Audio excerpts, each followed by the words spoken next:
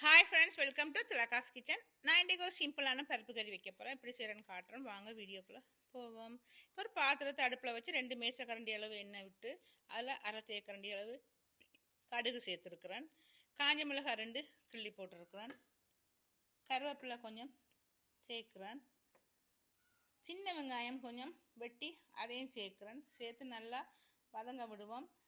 நல்லா கொஞ்சம் கோல்டன் கலருக்கு வதங்க வரட்டும். நான் இது ஆரம்பத்திலேயே நான் தாளிக்கிறபடியாக இது குயிக்காக இந்த பருப்பு கறி வேல முடியும்.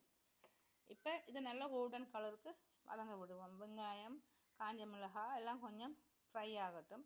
இப்போ நான் 200 கிராம் பருப்பு எடுத்து வச்சுருக்கிறேன் கழுவி. அதையும் அதில் சேர்க்குறேன்.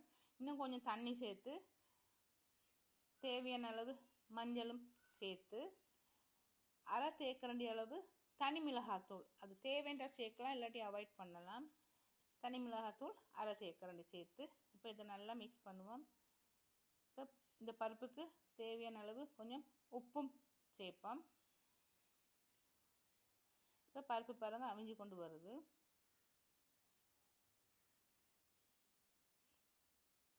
இப்போ உப்பும் தேவையான அளவு உப்பும் சேர்த்தாச்சு. இப்போ பருப்பு வந்து குயிக்காக இந்த பருப்பு வந்து ஒரு 10-15 நிமிஷத்தில் வச்சிடலாம்.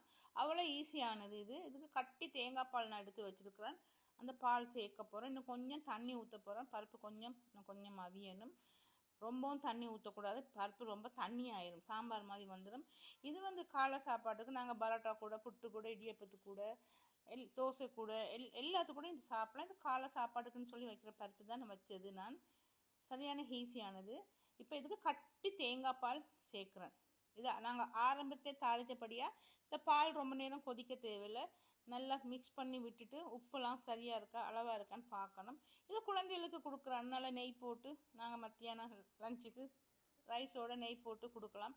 அவ்வளோ டேஸ்ட்டாக இருக்கும் இந்த பருப்பு கறி. இது வந்து ஸ்டார்டிங்லேயே நாங்கள் தாளித்து வைக்கிறப்படியாக வாசனையும் நல்லா தூக்கலாக இருக்கும். இது பாருங்கள், இந்த ரெசிபி நான் குயிக்காக செஞ்சுட்டேன். இதேமாதிரி நீங்களும் செய்து பார்த்து நல்லா இருந்தால் பிடிச்சிருந்தா இந்த ரெசிபியை எனக்கு லைக் பண்ணி ஷேர் பண்ணி சப்ஸ்கிரைப் பண்ணுங்கள்.